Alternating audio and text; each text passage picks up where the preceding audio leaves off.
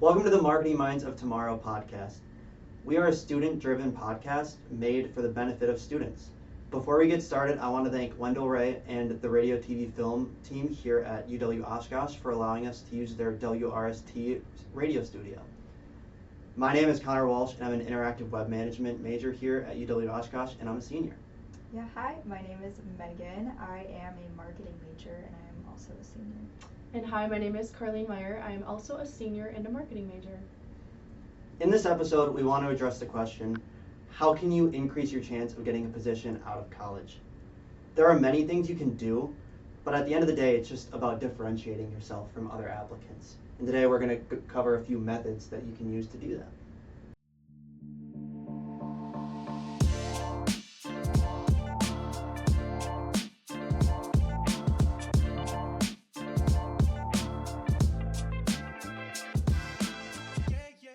A large part about landing a job out of college is differentiating yourself from your fellow applicants. One great way to do this is to self-teach a new aspect in your field. For example, a month ago, I hadn't even thought about picking up a camera and starting to learn photography, but throughout helping clients and working here, we've started to self-teach ourselves photography. My question for you guys is, what is your opinion on self-teaching skills? Do you feel like a self-taught skill is kind of more diminished than one that you learn through like a normal classroom setting? Mm-hmm. Yeah, that's a good question. I think for me personally, self-teaching, you kind of need that motivation and determination, which shows like your interest level is a lot higher than just like if you were to learn it in a classroom, maybe in like a mandatory class that you have to take, or just like part of your major that you might not be as interested in. But if you're going out of your way to learn it, I think that also just like shows like a special aspect that you do like it a lot. But I think there's pros and cons to both of it. Yeah, I definitely agree with Megan. I think one of the nice things about self-teaching yourself is it sets the foundation. No one can ever take any skills away from you that you kind of accumulate, whether that's on your own, with the help of a coworker, kind of like Connor and I learning Lightroom. No one can ever take that ability away from us, but it definitely helps you kind of figure out, okay, this is my entry-level skill, how can I further that, what can I do to lead on that, and yeah, I think it's a good thing to get yourself into. I think one of the things about self-taught skills is you really need to prove yourself more. Like, you need to showcase your skill more. So for photography, for example, you need to have that gallery of all your work. Whereas if you took it through a class, you may have a certification to just show, hey, I'm good at photography, here's my certificate. Whereas a self-taught skill, you kind of need that portfolio to back it up. Yeah, I agree with that. And I also think it's a good differentiator between like all of your peers. If you are all getting the same degree, but you're going out of your way to, like you mentioned, learn photography, that's something that you can add to your portfolio that others might not have like on theirs. So. Definitely. And sometimes you can't always squeeze in a bunch of minors or certificates. So kind of teaching yourself anything you can on your own time is beneficial too. I think it also speaks to your work ethic too, if you're able to like sit down and really from the ground up build a foundation on a skill that is foreign to you, but throughout some time you become comfortable with. Mm-hmm. Yeah, so you mentioned that you are starting photography. Mm-hmm. How has that been for you? And are you looking to do it in the future, continue it more? Yeah, it's been really fun. I really like going out and looking for pictures. You know, before I got into photography, I guess I probably wasn't appreciating things as much as I should have been. And now when I'm like walking my dog or just walking around campus, I'm actually like looking for compositions. I'm looking at things around me. So it just kind of changed my perspective, I suppose. Yeah, do you think that helped with your like creativity, because you're interactive web management, so some people might not like associate the two things? Yeah, I think it kind of has, because when I'm working on like my clients' websites, some of their photos, especially as of late, aren't very genuine, and like a lot of AI is used to like either create or just enhance. Prefer the enhanced over created, but that's a different topic.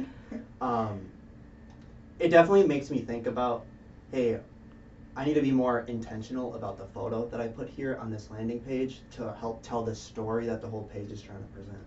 So it's helped me enforce that angle of my work. Do you think you ever would have gotten the experience you have in the classroom had you not taken the chance to learn yourself? It would have taken me a while. Because we have started a class through work where we get 16 hours of classes throughout a month or two. So that has helped grow my photography experience.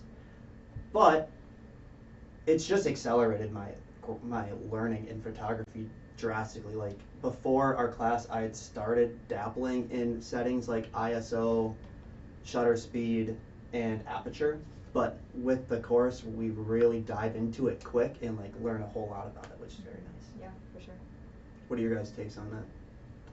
I would have to agree. I think, well, the photography, obviously, we've all kind of built on Yeah. that. And it definitely just changes your perspective. I mean, like the rule of thirds, something you learn in a photography class, how you want to set your frame, what you kind of want to look for. Even if you already think you have like an image of what kind of picture you're trying to build, looking at it from a different point of view of looking further into the photography skill is just, it's very different. And I think having not had that class, I wouldn't have even known to look for that. But now that I have, I really look for it in every picture that I'm using. It's nice to help for our clients' point of view as well. Like if we want to teach them how to take pictures or help them, it's kind of nice to add to that professional part of it as well. All right, now speaking a little bit to self-teaching skills, where do you start when self-teaching? Because it's kind of daunting thinking about, men, we'll bring up photography again. I want to learn photography. Where do I start? What do you guys think about that? Yeah. I think it definitely starts on an interest or a hobby. And then for me, I always kind of start off with YouTube. What can I learn in like 5 to 10 minutes, basic foundations, how can I get there? I just dive into a rabbit hole. I look up photography stuff and just watch video after video, go on social media, look at photos after photos, and like I feel like that just kind of helps reinforce that context. Yeah, I agree. I definitely have always been into photography since we're talking about it, but I have some friends that run their own professional photography companies, so I definitely think some of the connections as well, being able to ask them for help or just like mentorship. But I definitely agree, looking online, I definitely go on Instagram or even on Pinterest just to find ideas that I like, and then transition to like YouTube to see like how I can then make the shot happen or figure out like how they did it.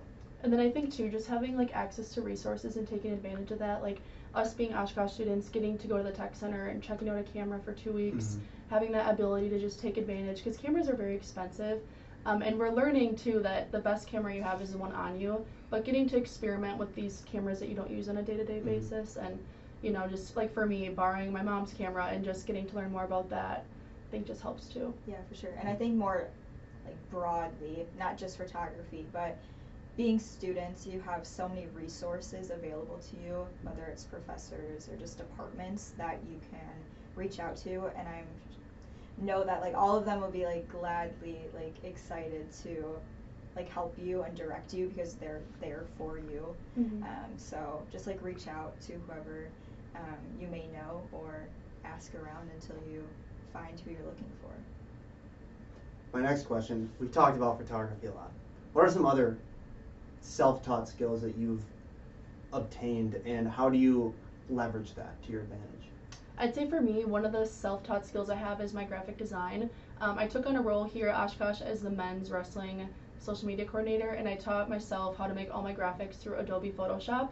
I had done like an intro class in high school, but I took it into my own means to get Photoshop, like get my account, start learning, using YouTube, how do I do these certain like filters or masks, like learning all the tools within it, and then just kind of being able to develop that into Canva, other Adobe products, into my internship, and into helping kind of, you know, other gigs I have within my internship as well, like doing all the marketing for the Culver's business model competition, and classwork too.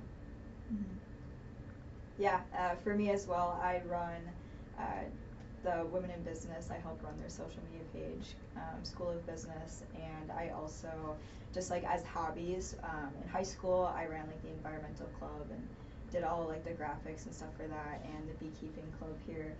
So graphic design has definitely been a big thing for me as well, that I've kind of taught and learned my skills, but it's a lot of trial and error. I like to work more in Canva.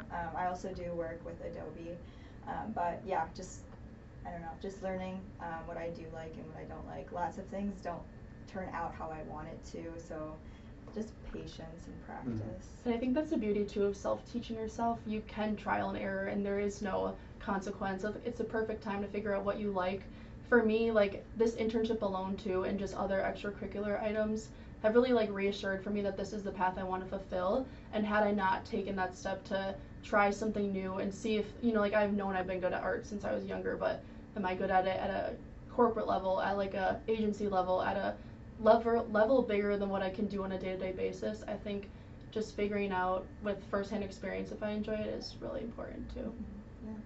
So earlier we kind of touched on how to start learning these skills, and I know we were talking earlier about Google workshops that you have done. Do you want to talk a little bit about that and how that self-teaching through those Google workshops went? Yeah, so Google offers a bunch of free workshops for anything that they have. Google Analytics, Search Console, ads. And yeah, it kind of goes again with just like going out of your way to find these resources, especially free resources that they have available. And as a marketing student, that is a huge thing that we do, especially at this internship. A lot of our clients have Google Analytics, a lot of them use Search Console, and so being able to efficiently and like fully understand the platform to be able to better cater to their needs is super important. So last summer, our team just went through the workshop and all the classes to get the certification for Google Ads and Google Analytics, depending on which one you wanted to do. But it kind of just like helped me personally as well in the future outside of this internship and in my classes, be able to apply what I already know to then like further my knowledge. And yeah, it was a great experience. I feel like they have it laid out very well, very detailed. And so you can do it at your own pace, which is another pro. But yeah, it was great. Well, I think application is key for sure. We talk about things in the classroom, we talk about things outside of work, at work, but I think getting to actually experiment with it is huge. I agree, and like I feel like that even speaks back to our photography class. Like we do a lot of hands-on stuff in the classroom, which I feel like is very informative. So whenever you're self-teaching skills, just giving yourself the opportunity to get hands-on experience and like actually doing the thing rather than just sitting and researching about it all day, I think that's where the real power is. Yeah, for sure. Real-world experience is incredibly beneficial when looking for job opportunities. It gives you a chance to build up a collection of your work and showcase the skills that you have. And it also provides this experience in the professional setting, which is different than just a classroom setting. What are some reasons that you think internships are beneficial for people that are looking for job opportunities? What value do you think they bring? I think just in general reaffirming what path you're taking in life. I think for me personally, I kind of knew where I was leaning. I knew I wanted to do something in marketing, but doing my position as a student consultant really kind of reminded me that, okay, maybe corporate isn't the path I want to take, but maybe agency life is kind of where I want to start off with. Yeah, and I also just think from being in classrooms, you learn the foundations, you go through the textbook, but it's the application part that the internship allows you to have and allow you to do. And what's special about our internship is we have actual clients that we get to work with one-on-one, and we get to go in and actually do stuff on their websites, their social media, emails, stuff like that. And so without like taking an internship, I feel like that's a big part of your learning that you would miss out on just in the classroom. Yeah, and to build on that too, a lot of the stuff we can do for clients is stuff that we have access to that we typically wouldn't, with it being a paid service. So getting to get that experience firsthand, and of course like at no cost to us too, is really nice as well. And going off of that, I feel like just having different clients brings up different problems that you need to troubleshoot. So I found myself solving a ton of different problems. I don't think I've solved the same one twice. Right. Like each client has their own unique issue that I need to go in and dive through, and I mean, that's what you're looking for in an internship. You want to learn more, and like that just makes me research, makes me learn. I think it's invaluable. It helps you figure out what you like and what you don't like for sure. For sure, and also the way that our internship is set up, it's really just masks what life would be like at an agency. And outside of the clients, we also, you know, work on like entering our time and our hours based on each client, which is what you would be doing at an agency. And I think it just really helps you set up your professional life as well to prepare for what you would be doing out of graduation and post-grad jobs. And so I think that's super helpful as well, just so it's not a huge shock or a big transition of what you're doing. and that way you already have the foundation once you land your first job. Definitely. And I think the nice part too, like our internship definitely puts us like a little bit out of our comfort zone in some areas. Where we do presentations, we do webinars, we meet with clients individually. We have a lot of responsibilities just like we would outside of college in post-graduation, and I think that just prepares us pretty well. Yeah, for sure. All right, now that we talked about the value of internships, how do you get them? Where did you guys go first when looking for your internship? Yeah, where did you go for it? I went to Handshake. So I had taken the Business 240 class, which is like our career readiness course, in the fall of my junior year.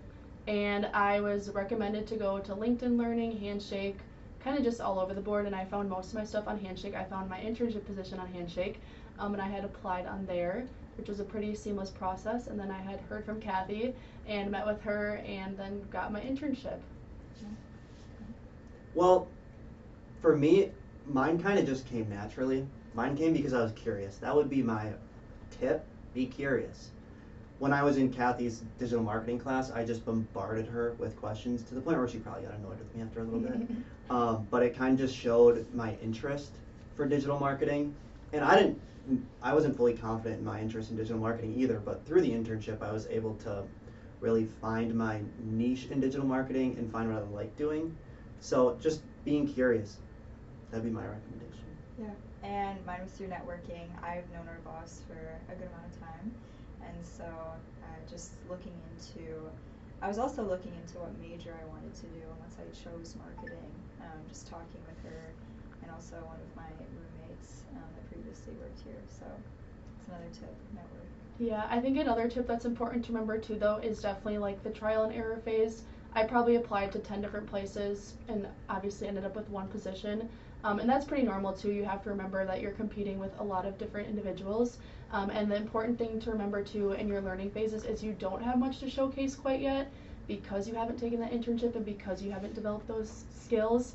So it's important to be patient because it can be very frustrating and, you know, like it can be kind of like, it can kind of discourage you. If you you go through like that process, like typically it's that like start off like phone interview, and then if you complete that, you move on to the next like more either in person or like virtual meeting with like the whole team. And sometimes you get through that whole process and then you just don't get selected. And I think it's good to remind yourself that that doesn't necessarily mean much because you're still trying to get those skills in. Yeah, but don't let that discourage you because exactly. Especially when you're starting off looking for internships, your personality is a big part of like who you are and why they're going to hire you. And it goes both ways. If your personality might not match the company and they see that, but you also might see that. And like thinking long term, if it is a business that they can hire you on after you graduate, you want to make sure that it's a just like good position on both ends. And I think something that can help too, like during that application stage, when you don't have much to offer, just I feel like emphasizing your willingness to learn. Like, I don't know this yet, but I want to. Like, teach me how to do this. I can, you know, do the skills. I just need to learn them. I think just learning how, I feel like for me, I really learned how to talk highly about myself during these positions or these like interviews. I feel like normally I wasn't like, you know, like super confident in the area of wanting to meet with individuals, talk about myself, talk about my future, but I feel like the internship interview experience is a good way to get comfortable with those bigger interviews because someday you're going to have to put yourself in a position to talk about your skills, present your portfolio, and sure. I think it's just good practice. I would also agree that it is difficult to like talk highly about yourself. I run into that a lot. I don't like talking good about myself to potential employers. It just feels weird. But those interviews that you take and don't necessarily get the job, I think that's great practice. Just the fact that you went to the interview, got through it, and you can take away some points like, hey, maybe I didn't get the job because of this. Maybe I can reword it this way. I think there's more to take away than just like, hey, I got the internship. Yeah, for sure. And also ask questions. So a lot of the people that are interviewing you have interviewed a lot of potential internships in the past, so they know what they like to see, what they don't like to see, and yeah, just be willing to ask, you know, what I did do well, what could I improve on in the future, what's something that you were looking for that I might have not had, just stuff like that, so you can better prepare yourself for the next interview. All right, so once you find your internship, once you do the interview and get it, how do you really capitalize on it? I feel like a lot of the internship is how you can summarize the work that you've done. What are some ways that you guys go about organizing your work so then you can use it later when you're looking for a job out of college? Yeah, I think our setup is especially nice because we have folders of all of our clients. So that's nice, using kind of what your work, how they organize to your advantage. But I keep a running list of all the clients that I work on since I've started here, and definitely highlight the ones that I really enjoyed and I think I did like really great work on that I'm super proud of. And I set those, I bold them, I have a running document like I mentioned. And then just remember a brief description of what I did. So anytime that I'm like looking for examples that relate to either social media or website design, etc., I know which clients I worked on that had that. Yeah, something else that we do is we put together case studies. So basically like what Megan was describing, we put together what is our overview, what was the objective, what was some of our struggles, what was the outcome. And I think just having that is super nice because if I can get to it right after I finish the client, it's easier for staying fresh in my brain. I don't have to try to go back to it later on. But just being able to put all those case studies together in a folder to reference for a portfolio or just show as copy of work, and then also just like taking screenshots of work I've done, saving any sort of graphics, showing website development before and after videos, I think is beneficial too. Something that we'll touch on a bit later is showcasing all in a portfolio. But to that point, I feel like to get to assembling it into a portfolio, you need to organize your work. You need to, after you're done like, doing your case study and such, put all the files in a folder or in one centralized location you can go back to. So then when you want to develop that portfolio, you have all the work that you need to assemble that. Yeah, for sure. Also, I did want to touch on, along with capitalizing your work and what you do, Carleen, just a part of your internship, outside of organizing your work, you, I feel like, went out of your way and you've worked on a lot of things outside of the traditional what you would be doing at our internship. And I kind of want to ask you, once you got the internship and you were comfortable, how did you then kind of use it, like maximize your time here with everything that you've done? Yeah, so one of the nice parts about our internship is aside from our client work, we can do non-billable work as well. So one of the initiatives I'm part of is I help work with the CEI, which is the Center for Entrepreneurship and Innovation here at UWO. I help them with the marketing for their big pitch every year. So Greg Culver sponsors an entrepreneurial pitch. And this past school year, this happened in April, I was in charge of all the marketing. So that was a really big initiative. It was a huge success. We had 9 students apply, which is pretty typical for their numbers. So I felt pretty good about that. And then on top of all of that, I also help too with the Small Business Development Center. And I think one of the reasons I'm able to do all of this is just kind of showing that willingness to learn, willingness to do more. I don't like pretending to be busy. And with client work, you're pretty busy, but sometimes you're waiting on client responses. During the school year, you're in classes, so you aren't working full time.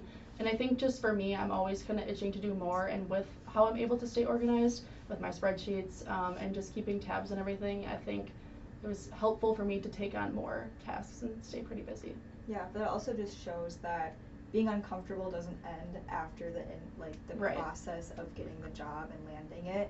You continue to put yourself out there to gain all this experience that you wouldn't have if you didn't put yourself out there. Right. I think if you're comfortable, you're doing it wrong.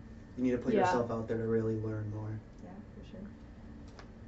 But and to add on that too, with having all these extra tasks, it's nice because for me, yes, it's kind of chaotic at times when I'm managing 3 different tasks in my head, but my week goes by so fast. I feel like my brain is just going all the time. I'm like, okay, I gotta really stay organized because I have 10 things to do today. How am I gonna get them done when I don't really have time for all of them, but I want to get them all done? So I think that's one of the nice things too about being an eager intern, if you will, just kind of keeping yourself busy and just trying to soak up all the time you can to just keep gaining experience. Yeah. Once you've got some experience to show off, the next step is to put it all together into a portfolio. A portfolio is essentially where you take all of the work that you've worked on and you put it in one place that a potential employer or someone who you want to see your work can see it all in one place. What do you guys think are some benefits of having a portfolio, and what value do you think it brings to the table? Yeah, I think for me, a resume shows a lot, shows what you do, what you have, all your experience, but it doesn't let you show everything, especially the work that you've done. You can't put it on a one-pager. So having an online portfolio is, yeah, super beneficial, so you can really encapsulate all your work and showcase everything that you have done since you started your career, or since you started college. So yeah, I think it's super helpful, and just to organize everything that you've done as well, a place to keep everything. I like the portfolio resume comparison. Yeah. I feel like in the resume, you can talk about your skills, you can talk to your like abilities, but in the portfolio, you can actually show it. You can show all your examples. Well, and too, like, let's say you're competing against another classmate or even peer for a job. If you both have the same skill in your resume, having an actual visual of the work you've done with that skill, I feel like can show an employer too, like, yeah, they both know Google Analytics, but this is what they did with it compared to this individual. And I think it's just, visuals are so much easier too. Yeah. What would you guys say is a good starting point when developing your portfolio? Like having all this, you have all this work that you've stored up. Where do you start?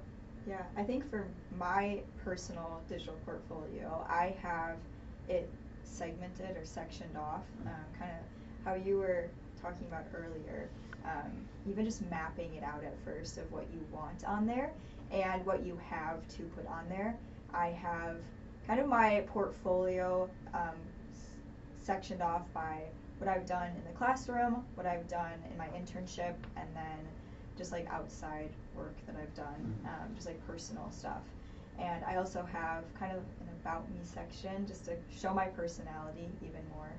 And that's kind of where I put my resume stuff as well on there, just my school, relevant work experience, all my skills, my soft skills, and my like work related skills, and then yeah, just a little bit paragraph about me, photos of me, just to show who I am.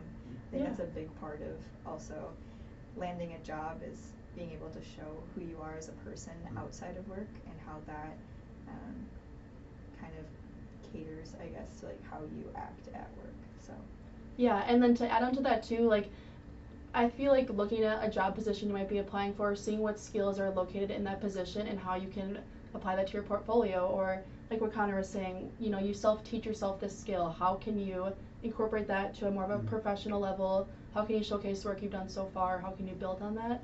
And like photography is something we've been learning at the clinic, and just having a little kind of a gallery of just like something to start and reference kind of helps show your life, your personal life for one, and also like your skills within photography in general.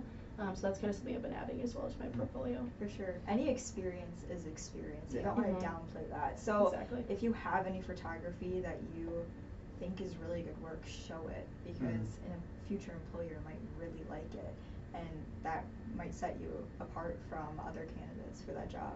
And a lot of places, I feel like, too, have a lot of opportunity for growth. So let's say you know a little bit about photography. Well, that can turn into you landing a photography role down the line too. For sure. So we kind of touched on showing your personality in your portfolio, showcasing your skills just in the whole creation of it.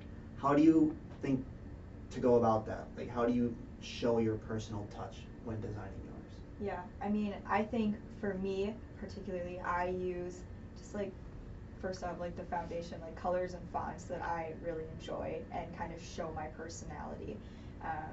I really enjoy like earth tones and stuff like that, and that's how my room looks. That's how like just like everything that I buy looks, and that just shows who I am. So making it like personalized to me, I think, is a big thing, and continuing the personalization, like having your email, your LinkedIn to show more personal parts of you, photos of yourself, headshots, anything professional that you have done, to put yourself on there as well, so it doesn't just look like text on a page. Exactly, like what makes you kind of stand out from the next person, how you're unique. To add on like the brand thing that Megan was talking about, one of my favorite things about working with clients is that every client has their own logo, their own brand, their own fonts, which definitely working with that, you kind of develop things you like, you develop your own brand essentially. Mine is probably not the logo, but I think it's kind of fun to just have like that flow control. I honestly think building my digital portfolio on a website is more stressful sometimes than client work. Not because I don't do good work for clients, but just because it's stressful to like think of yourself as like, you know, like kind of we're saying, like you don't always like to talk about yourself, like putting yourself out there to have like this it's hard to decide what represents you as a whole, especially because obviously people just know surface level things about you most of the time. So having like your ability to build your own brand, your own colors, your own font, and show who you are as a person, I think is really awesome. I think it's about being genuine and not like holding back anything. Like, I have an interests page on mine, and I put my interests out there. Like, I've been really into golf recently. I like playing Dungeons and Dragons with my friends. Yeah. I like going on walks with my dog. I highlight all that on there. Yeah. I really like let my personality bleed through on those kinds of pages. But if you are being true to yourself, like you don't want to kind of fake what you are just to land a job, because then you might not like the job 6 months in because you realize it wasn't actually a good fit for you. Exactly. But you were just trying to, land it. So, for sure. Another question I have for you guys: do you have your resumes on your portfolio? Because I have a spot where you can download it, but I don't know if that's the right thing to do.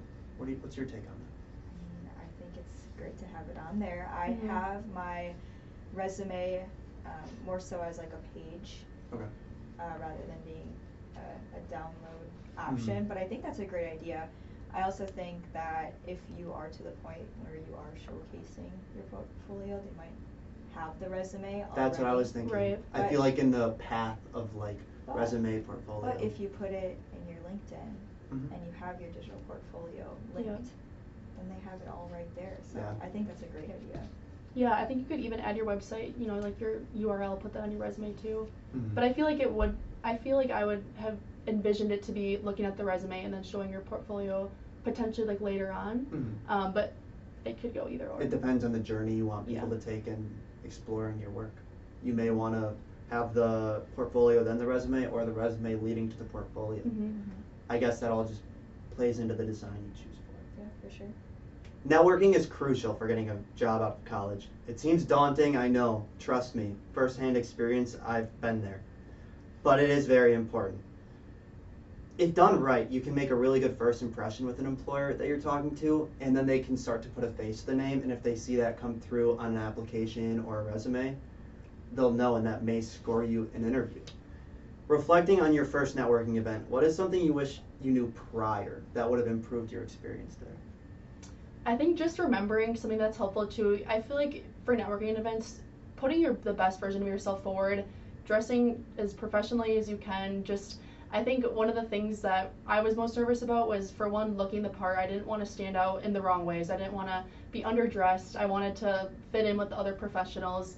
My first experience was a Career to Connections networking event. It was kind of like an internship fair at Oshkosh, and I think something that could have helped me a little bit more in advance too was just kind of researching a little bit on the companies that were there. You kind of get put in these circles to network with people, and I feel like at first it's scary because you're like, I don't know what to talk about. I don't have experience. Like, they're so much more professional than me. They're smarter than me, all these things. But I think just remembering that they started off in our shoes at one point too is a good reassurance, I think.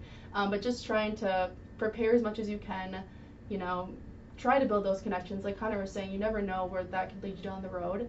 But just putting your biggest professional foot forward, I think, is a good place to start. I know, and it can definitely be intimidating, especially being a young professional in a field that has, a lot of people that have 20 plus years of experience. So you might think, like, who am I to be talking about this? What do I know? But you have a lot of value from being younger. You know a lot of things that they might not. And I mean, we see that in the classroom as well. I mean, even talking about social media with clients, we have all this experience that they might, just be starting to dabble into, or it's a little harder for them to like understand just because they didn't grow up with it. And so, just being confident in yourself, and kind of like you mentioned, like just putting your best foot forward and presenting yourself in the best way. I'd say one of my main tips, and something I wish I knew before, was, mentioned it earlier, be curious. One of my first networking events was when we went up to Lambeau for Experience Inbound. And I found it very beneficial in the networking phase to just ask questions. I'd go up to the keynote speakers and just ask them genuine questions that I had during their talk, and they love to talk about that. And you learn something from that too. So I think showing that you're putting yourself out there willing to learn and pick up some new skills Yeah. There's something to be said for For that. sure, and it's also genuine conversation. Mhm. Like you Yeah. want to know these things, Mhm. especially just starting off your careers. Mhm. You have a lot of experience and a lot yet to learn, and they're more than willing to share what they have experienced in the past. And I think remembering too that you can kind of reverse that role, ask them questions. If you're nervous or you don't feel that you have much to kind of embark on so far in your like career, ask them like what they do, ask them how their day-to-day goes, where they started. I know a lot of the people that I've talked to just kind of in general have graduated with marketing degrees and now they're in accounting or vice versa, like they're all over the board. So I think it's kind of reassuring to just kind of hear their career path, kind of their story, where they started, like what they've kind of experienced and what opportunities they've gained. I think that's kind of nice to know that you can always ask them questions. It doesn't have to be just them asking you stuff. You can be the professional to put them in an uncomfortable position, make them respond. I think asking about their journey is also very beneficial because it helps inform your own. Mm-hmm. Like a huge question for me is whether I should go corporate or go agency lifestyle, and I always ask that question whenever I'm networking. I go up to someone who's in agency and I ask them, hey, do you like agency lifestyle or do you prefer corporate? And they tell it to me. Mm-hmm. So I think that in exploring different realms like that can be very beneficial because there's a lot of different people there with different experiences. Yeah, and I also think just like finding those connections within people of like who you know, and I feel like our like marketing world, I feel like everyone's connected somehow. And when we went to Green Bay, I talked to a young professional, and she ended up going to Oshkosh, and she knew one of my friends that I know, and so we just bonded over that, and we're able to talk about that. And so just feel like being able to connect with each other, and that's also a way to remember who they are, and Mm-hmm. this person knew this person. I feel like you realize it's a very small world a lot of the times when you network with people. Yeah, for sure. When you're going into these events, say you don't have any experience, like nothing to show, nothing to really talk about, maybe it's prior to your internship. What do you talk about then? Do you just keep going in there and asking questions? What would you guys personally do if you were thrown into that situation? Yeah, I think definitely talking about any classroom experience that you have if you don't have an internship yet, talking about that, or just something that you're passionate about in the industry, something that you are able to talk about. And that way it's more conversational rather than as if like you're interviewing them, is very helpful. I think something too, sometimes I'll ask for advice, like what piece of advice would you give me, having been in my shoes before, knowing more than I do, like what would you tell your younger version today? I think that can be a really good conversation starter as well. Yeah, I would agree. All right, now I want to backpedal a little bit. Before a networking event, I think there should be some preparation done before networking events, just so you're not kind of dropped into a place blind. What preparation tips do you have for people? Definitely research for companies. Try to figure out from some sort of networking like flyer or wherever you can find out. Try to figure out what companies are going to be there. Research their company. At least know what they do. You don't have to know like super big details from what I've found, but know like what they do so you can build conversation there. And I'd just say do your research on companies. Yeah, that's a really good pointer. I also think for me, I think it's more like, I feel like I'm more of an introvert when it comes to being put in those situations, and I know what I know, so I don't really want to like prepare a speech or anything to make it seem like staged, but I think it's also just like a self-prep of, hey, you got this, like you can talk to these professionals and it'll be good. Yeah, I think just trying to remember that trying to like have a conversation as if it's someone that you talk to on a day-to-day basis, like trying to like calm yourself down, like these are normal people too, like I can talk to them. Thing. They're just people. They're just people that, we all put our pants on the same way. And they probably love talking to you too if you go up to them. But it's just getting over that hurdle of walking up and introducing yourself. For sure, But I think an attendee list is pretty big. Knowing, you don't even need to know all of the attendees. Just pick out a few that you want to go to and think of some questions. Research their company like you were saying. I think that's very powerful. And it shows that like, you go in and do that preparation and you care to look into their company a bit. Yeah, for sure. Especially those that you like really want to look into companies, and being able to network with them. Maybe long term, it's a company that you want to work for and that you have a lot of interest in. So maybe you're not at the point where you can apply for a job. Maybe they don't have any open positions, but it still allows you to get your name out there, and maybe 6 months down the road, a year down the road, you do have that opportunity to apply, and then they'll recognize you.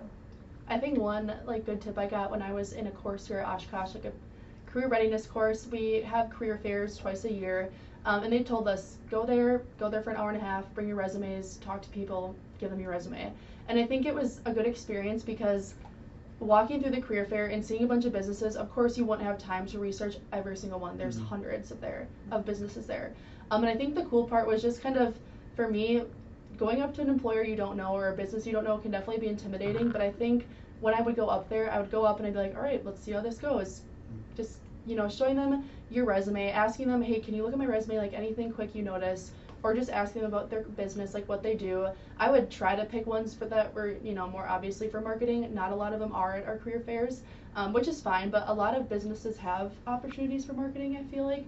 So kind of just going up there, I feel like no one's going to pull your hand and grab you up there. You have to kind of take those first steps.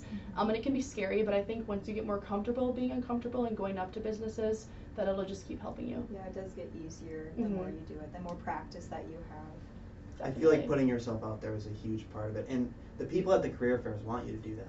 I remember one time I was walking around with my buddies, and one of their employers was actually there, and we went to just chat with them a little bit, and he made every single one of us do an elevator pitch to him. They want us to get better too. So just going with that. They know that your student's there. They know that the reason why you're there is to practice what you're doing, land an internship, network. So it's not meant to be easy, which is good to remember. Yeah.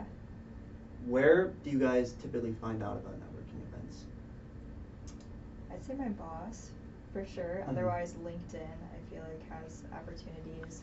I feel like also clubs that are here at the university, they always are doing certain networking events or doing talks that you can go to and then network with the speaker. I feel that, there's a lot of different stuff. I would agree with Megan. I feel like sometimes too, just attending events can lead to you finding out about more events. Okay. Kind of like the photo op opportunity. We did a photography walk, and that led us to finding out about a photography group. So then we went to that group. And I feel like just being present at events, you meet more people, then you see what they're posting, see what events they're promoting. Just feel like it kind of goes hand in hand. Name of the game, just being active in the community, I suppose. Yeah, for sure. Also, professors here, some of the classes that we have to take recommend or they have extra credit for networking events.